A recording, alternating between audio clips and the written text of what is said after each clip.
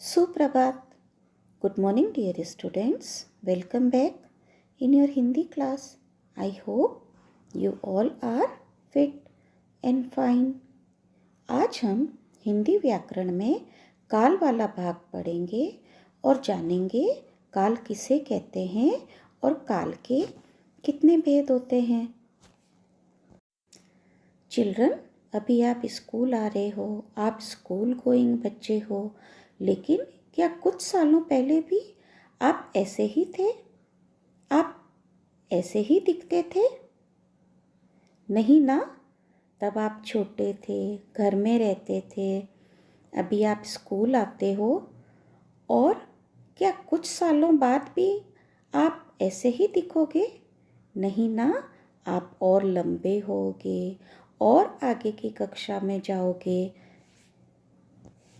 So children, जो आप पहले थे, जैसे आप अभी दिखते हैं और जैसे आने वाले समय में आप दिखेंगे, ये तीनों ही दशाएं काल यानी कि समय को बताती हैं।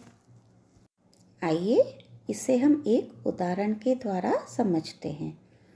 यह एक पौधा है, लेकिन पौधा बनने से पहले यह एक बीज था और आने वाले समय में यह एक पेड़ बनेगा। तो बीता हुआ समय बीज, अभी ये पौधा है और आने वाले समय में यह पेड़ बनेगा। तो ये तीनों ही दशाएं समय को बताती हैं। तो काल का सरल अर्थ होता है समय। अब समय 3 प्रकार का होता है। समय जो बीत गया, समय जो चल रहा है और समय जो आएगा।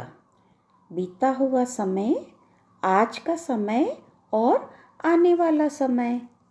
यदि आप यह कहते हैं मैंने अपना गृह कार्य पूरा कर लिया, मैं पढ़ रहा हूँ, कल हम घूमने जाएंगे, तो इन तीनों ही वाक्यों में पूरा कर लिया, पढ़ रहा हूँ और घूमने जाएंगे। पूरा कर लिया बीते हुए समय को बताता है। पढ़ रहा हूँ जो समय अभी चल रहा है उसे बता रहा है और घूमने जाएंगे आने वाले समय को बता रहा है।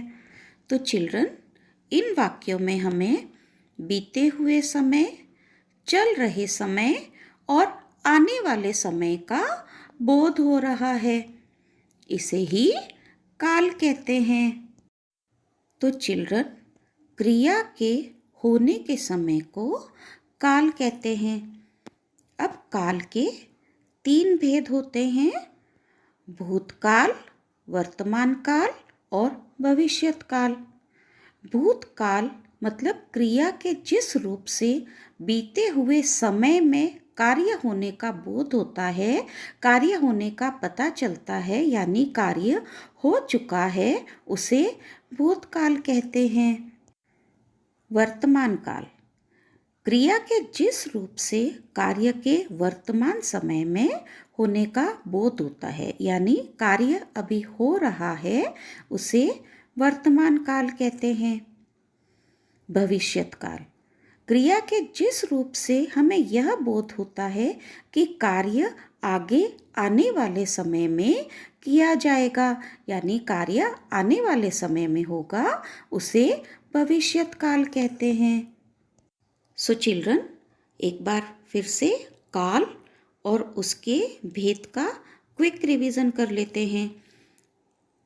काल का अर्थ समय होता है। क्रिया के होने के समय को काल कहते हैं और काल के 3 भेद होते हैं।